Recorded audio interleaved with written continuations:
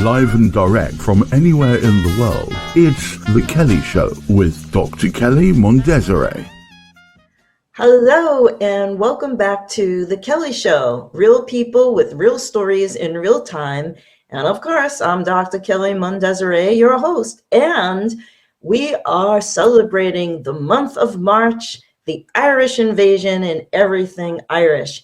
And with that, I have the diaspora from all over the world coming to the show this month. And today, I have a very special guest who is coming from, it's a secret, you're just going to have to stay tuned after word from our sponsor, and you'll find out where in the world my next guest is from. So stay tuned, see you in a bit. This portion of the show is brought to you by Many Purple Hats, MPH, Vroom! Get noticed online, stand out from the crowd, differentiate yourself from all that white noise. Vroom! Welcome back to The Kelly Show, and this month we are celebrating everything Irish, the Irish invasion, and my next guest is coming to us from Mexico. Mr. Stephen Murray Kiernan is currently the director of the S02, which loosely translates to Yes to Latin America, and that is focusing on consultancy, education, and events. And Stephen is also the head of the Gandhi Mandela Foundation in Latin America. And for the World Bank, he was a senior consultant for university affairs, an assessor of the world's largest mine located in Papua, and the oil industries of India and Nigeria. Interestingly enough, Stephen was project leader to create the African University of Science and Technology and the Gulf of Guinea Institute of Oil and Gas Studies. Now, Stephen has quite the pedigree because most recently, he has also been the Director General of the Marcelino Munoz Foundation in 17 countries. He is the author of 12 books and more than 300 articles. He is a member of the National Academy of History and Geography and the National Legion of Honor of Mexico, and fellow of the World Affairs Council in Washington. Has received the following prizes: the National Award of Professional Excellence from the Mexican Senate, the Golden Laurel from the Mexican Chamber of Deputies, and the Pergamino de Oro, the Golden Scroll Award from the state of Oaxaca, for his work in social development, among other recognitions. It is a great honor and privilege to welcome my guest, Mr. Stephen Murray Kiernan. Stephen, thank you for joining us. Welcome to The Kelly Show. See, hello, Kelly. Yes, that state is actually called Oaxaca, but you got it more or less correct. Thank you. A pleasure to be here with you. Good to have the opportunity to speak about my country and other. Hopefully there'll be an opportunity. Well, let's start from the beginning. Where are you from, and where in the world exactly are you right now? Yes, originally I'm from the historic centre of Dublin. Those who know Dublin would know the main street there is called O'Connell Street, and I was born very close to there. The odd thing is, I suppose I do have an Irish accent. I'm not an expert on listening to myself speaking, but the odd thing is that I don't really have such a strong accent as might have happened for somebody coming from that area of Dublin. Someone like the actor Colin Farrell, for example, he comes from that zone, and he's got a very strong Dublin accent. He talks like this, or you talk to me, he talks like this. And I don't have such a strong accent, although obviously now and again there is a very much a Gaelic pronunciation in my English, a special vowel sound or whatever.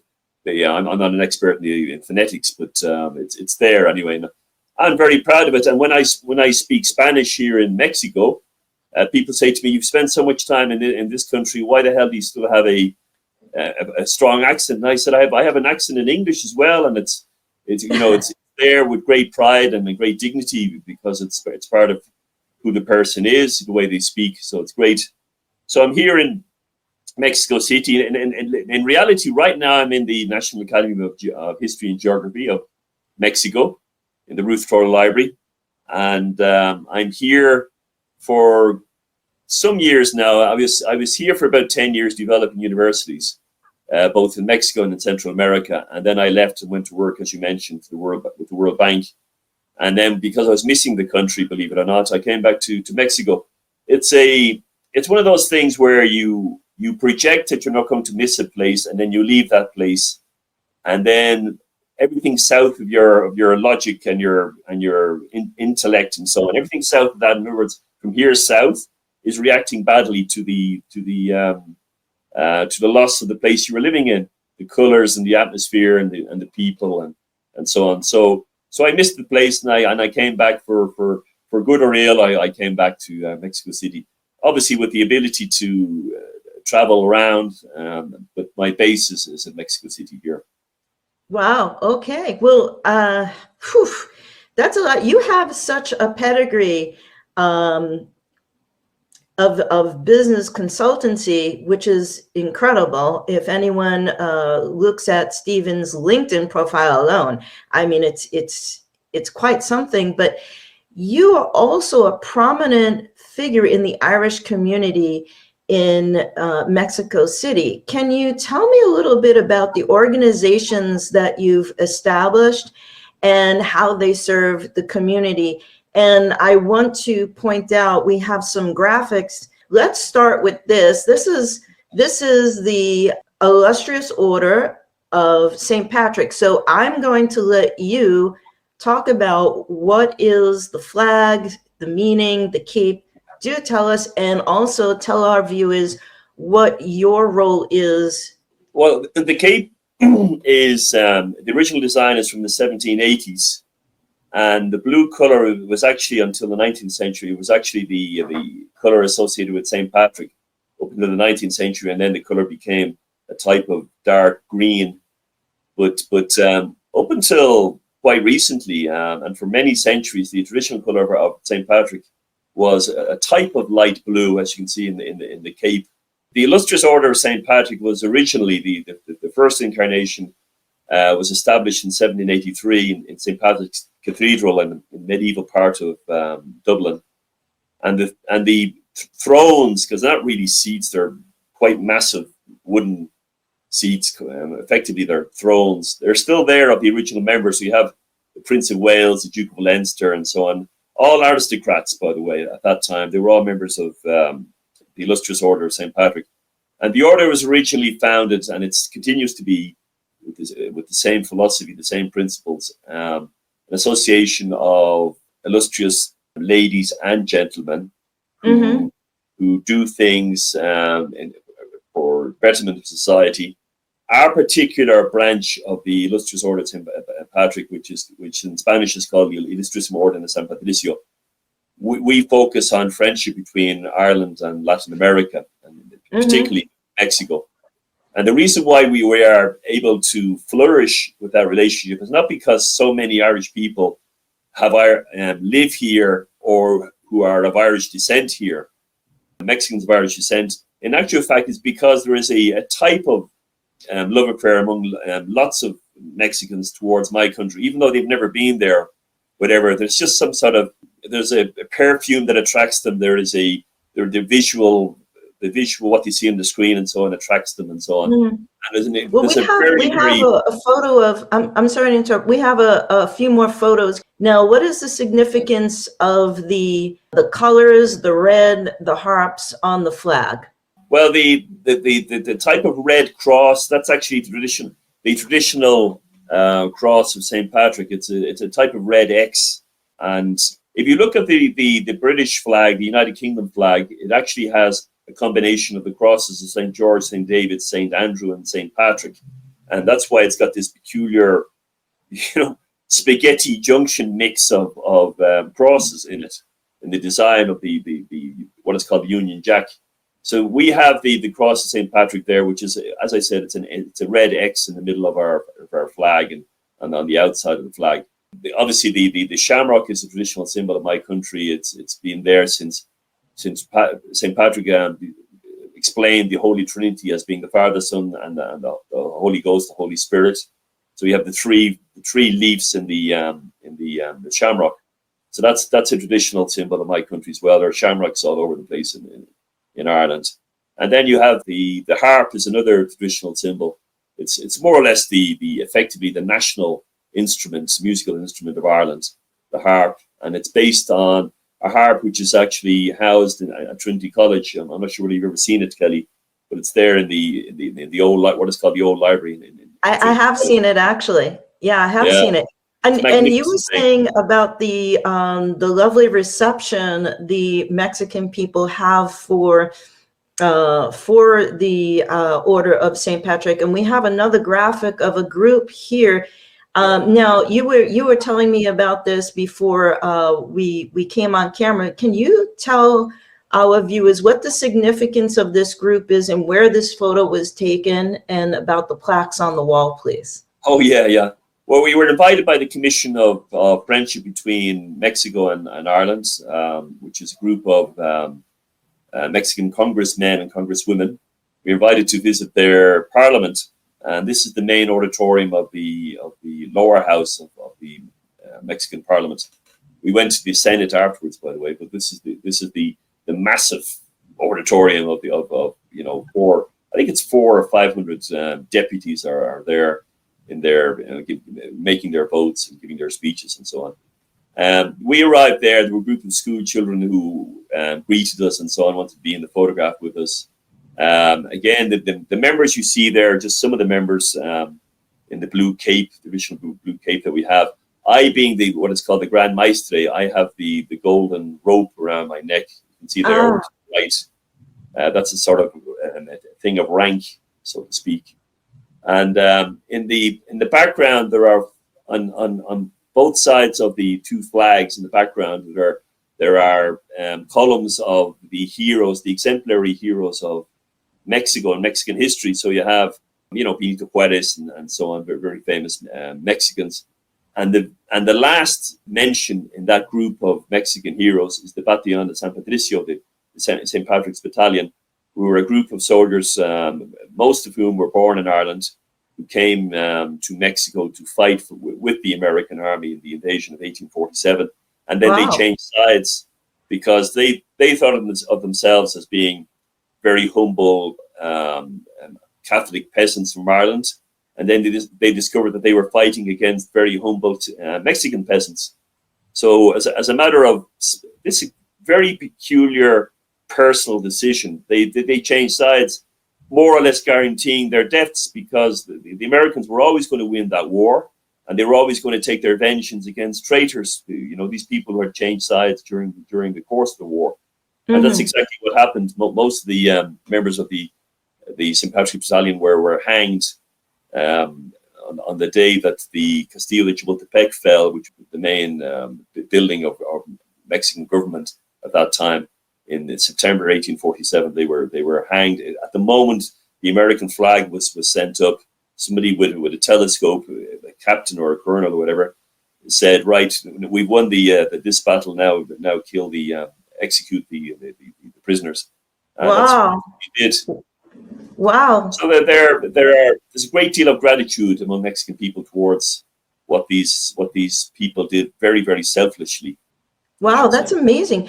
Okay, we've got another wonderful photo here of the young people, but we also Irish dancers. There are a number of Irish dance schools here in the country of Mexico. Oh, really? Oh, wow! How about that? And your group also does a lot of community work. Okay, we'll get to that. But here's the parade, and tell us a bit about the work you've done to organize the St. Patrick's Day Parade, and tell us what this uniform is that you're wearing in this photo. Yeah, if I could describe the uniform, because it's connected to my comments just now. This uniform is an absolute loyal replica of the uniform which was worn by the captain, the leader of the St. Patrick's Battalion, who's a fellow called John Riley or John O'Reilly. And this uniform was made by a descendant of the first Mexican emperor, Agustin Iturbide. his descendant is a very good friend of ours, a colleague of ours in the Order of St. Patrick. He's called Daniel Sanabria Iturbide, and he made this replica of the uniform. And the flag is the flag which was used by the St. Patrick Battalion, which says Erin Bra, which means Ireland forever, with the harp symbol and so on a green background, with everything golden, but with the green background. And this is the start of the parade. I was wearing my sword and my big military boots and so on. And of course, everybody wanted to be in a photograph with me because it's just an extremely interesting personality to be in a photograph with. But right behind us, you can see that the first military zone representatives. These are the elite soldiers of Mexico. There are about, I think there are, as a matter of obligation, they have to be 6 foot tall and taller. I felt I'm 5'10". I felt quite short in the midst of these Mexican soldiers. First time in my life in Mexico, I felt quite a dwarf. And but the army was very, very insistent on sending their best troop of soldiers to be in our parades. And for the last 10 years now, this year we're going to have our 10th parade in Mexico City. Probably we approximate maybe 20,000 people will come. Wow! And we have pipers and Irish dance people and folk music. There are 17 that I know about. There are 17 groups of Irish folk music just in Mexico City. Not even talking about Guadalajara and other cities. So it's an enormous fertility and richness of Irish culture in a country which traditionally has not been so associated with Ireland. I mean, if anything, this country was an ex-Spanish colony and therefore was more associated with being Spanish, whether it was the central area of Spain, the south of Spain, or the Basque region, or whatever of Spain. But as I said, for some reason, there's been this wonderful, contagious interest in my country, and this is what has happened. So in our parade, as a matter of half seriousness and half humor, I get up on the stage and I say to people, who are the Irish people here? And normally it's just me and my neighbor, who's the Irish ambassador, and possibly one other person who's shouting 100 yards away in the midst of all this great throng of people. And well, then I'll have to go next year, so you can put another one on your your list. Yeah, bring you up on the stage. One hand. Yeah. But talk to me about this fire truck and its significance. This is fantastic. Yeah, this is a place about 40 minutes outside Mexico City called Coyoacac. Relatively humble, very, very giving community. We established a pretty good relationship with them. The fellow in the middle wearing the green T-shirt, right beside me, the dark green T-shirt, not the lighter green T-shirt. He was the mayor, and he's a member of our Order of St. Patrick as well. And he took it very seriously. He was going to do lots of things in terms of cultivating the Irish-Mexican friendship. And so one of the things was that we participated in the donation of a fire truck or a fire engine to Coyoacac.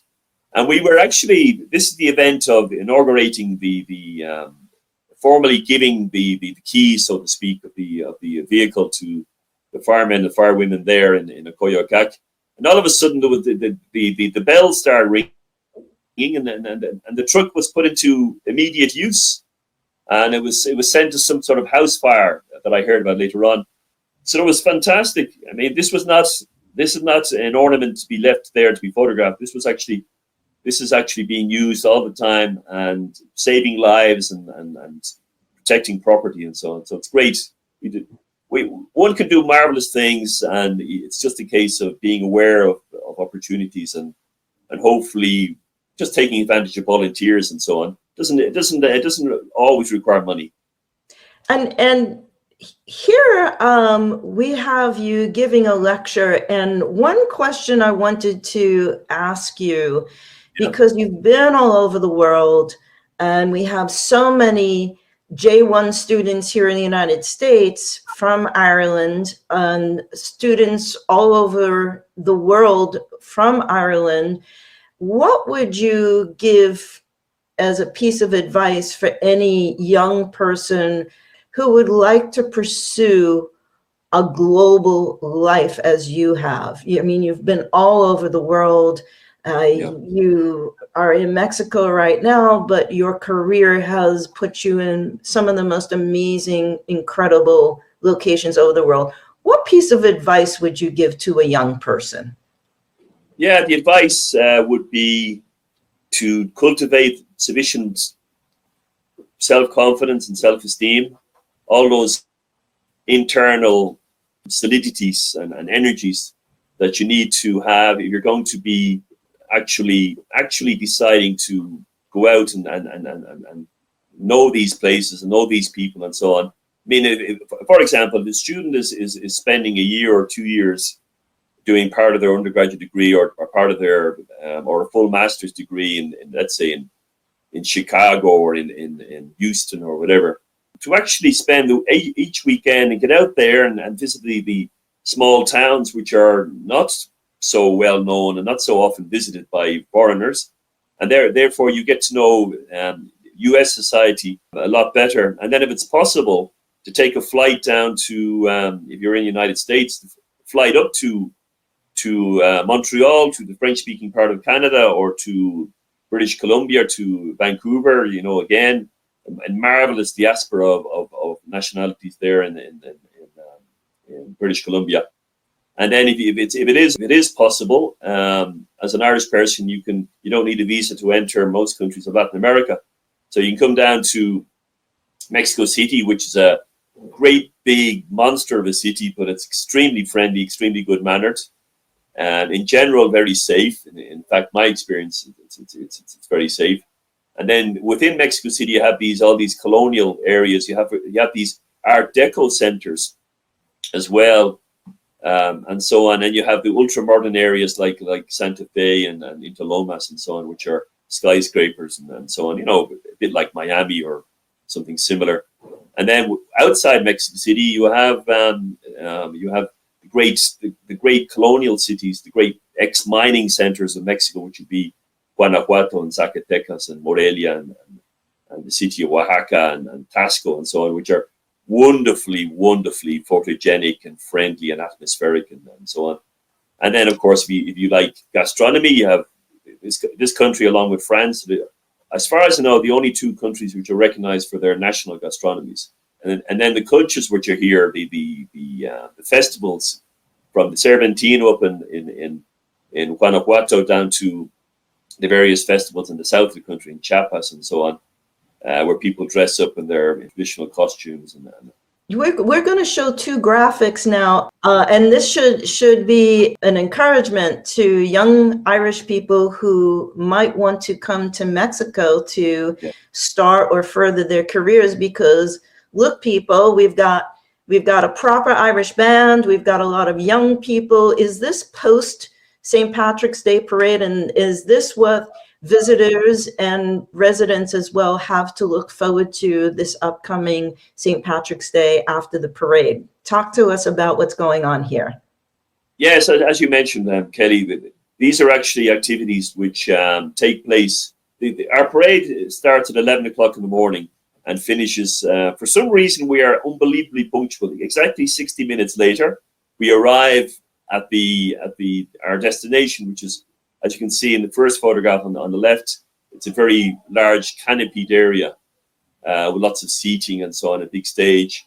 And there we give the words of welcome and so on. I do my thing about who are the Irish, who are the people of Irish descent. And then I say something like, I give you all, I knight you all as honorary Irish people for 24 hours. And then people go bananas and babies are thrown in the air and so on. Yeah.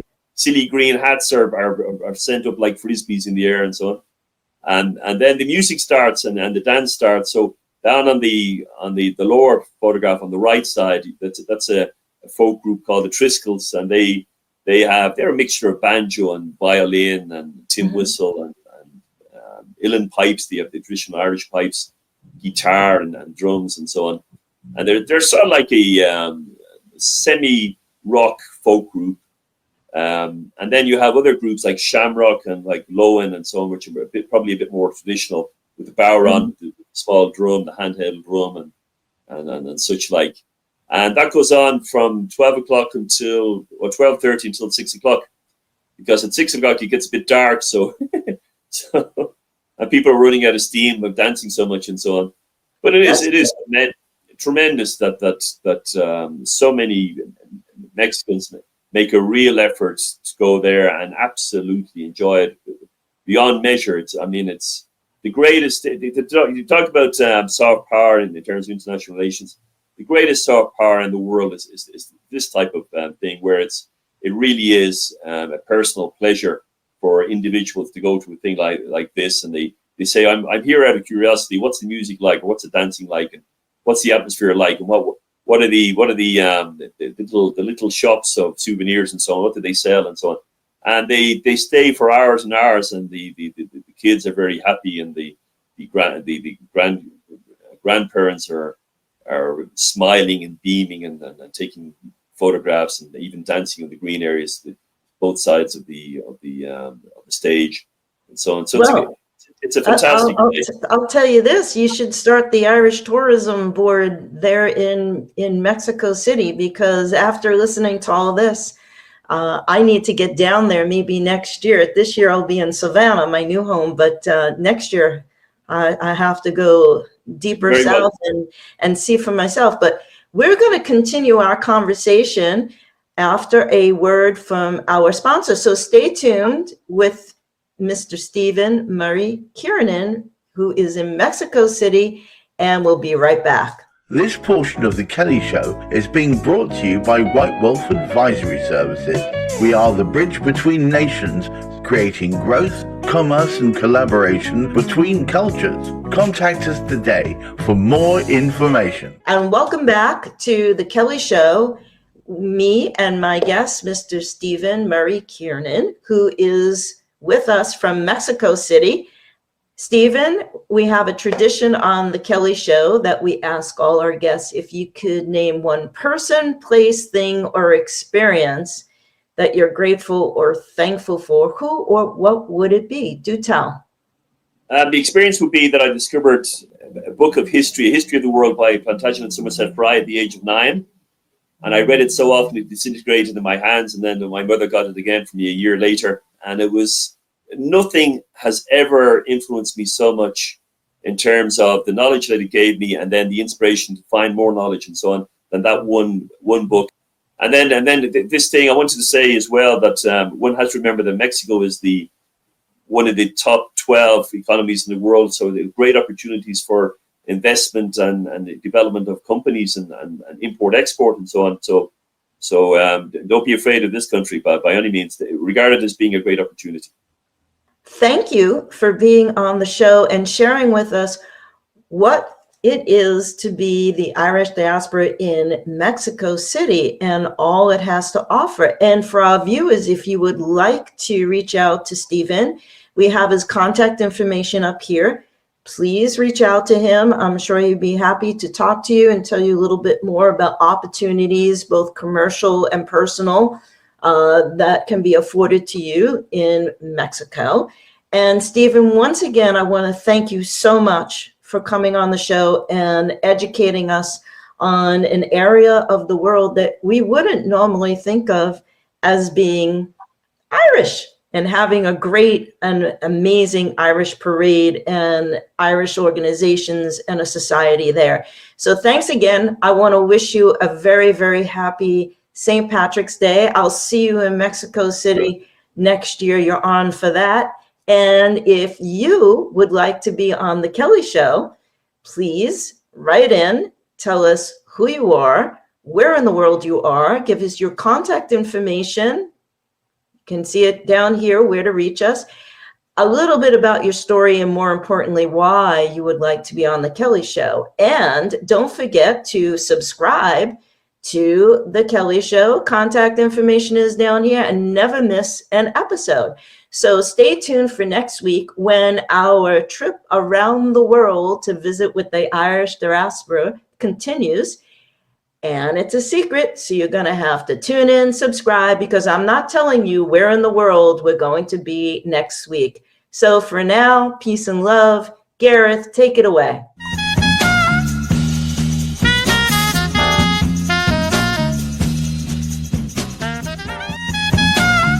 If you would like to be a guest on The Kelly Show, send us an email with your contact information, where in the world you are, and a brief description of the story you'd like to share today.